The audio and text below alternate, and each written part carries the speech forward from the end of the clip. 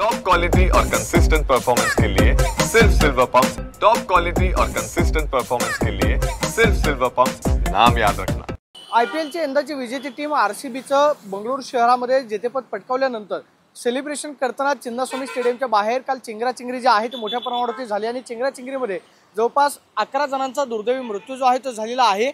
ज्या gate number 18च्या बाहेर ही दुर्घटना घडली त्या ठिकाणी आपण पाहतोय की जवळपास हजारो चपलांचा खच जो आहे तो आपल्याला सकाळच्या सत्रामध्ये पाहायला मिळतोय। याच गेटमधून जे आहे ते जाण्याचा प्रयत्न तरुणाई करत होते, मात्र पोलिसांनी गर्दी इथं जमल्यानंतर सौम्य लाठीचार्ज केला आणि एकच गोंधळ जो आहे तो या परिसरामध्ये उडाला। सध्या आपण पाहतोय की हजारो चपलांचा खच जो आहे तो पडलेला आपल्याला पाहायला मिळतोय। याच्यावरून तुम्ही कल्पना करू शकता की झालेली गर्दी या गेटच्या बाहेर किती मोठ्या प्रमाणावरती असेल की या गर्दीला रोखणं कर्नाटक पोलिसांना जे आहे ते अवघड बनलेलं होतं। इथूनच पुढे जी गेट वेगवेगळी खरं तर स्टेडियमच्या बाजूला आहे, जी P3 स्टँडला याच ठिकाणाहून तरुणाई जी आहे ती आतल्या सेलिब्रेशनसाठी जाणार होती।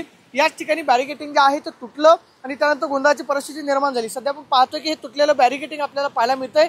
मोठ्या प्रमाणावरती गर्दी जी आहे या झाडावरती, त्याचबरोबर आतल्या बाजूला जी सिक्युरिटी स्टँड उभारण्यात आलेला आहे त्यावरती सुद्धा चढण्याचा प्रयत्न जो आहे तो जीव वाचवण्यासाठी तरुणाईकडून करण्यात आला।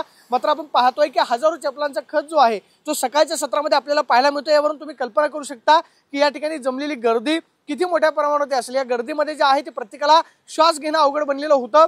व्हिडिओमध्ये आपण पाहिलं असेल की अनेक जणांना CPR जो आहे तो सुद्धा देण्यात आला। मात्र या घडलेल्या घटनेमध्ये जवळपास 11 जणांचा दुर्दैवी मृत्यू झालेला आहे, 33 जण जखमी झालेले आहेत। या जखमींवरती सध्या उपचाराची जबाबदारी जी आहे ती कर्नाटक सरकारने उचललेली आहे। मात्र RCBचं सेलिब्रेशन करता ही दुर्दैवी घटना बेंगळुरू शहरामध्ये घडली आणि जवळपास 11 जणांचा याच्यामध्ये दुर्दैवी मृत्यू जो आहे तो झालेला पाहायला मिळतोय।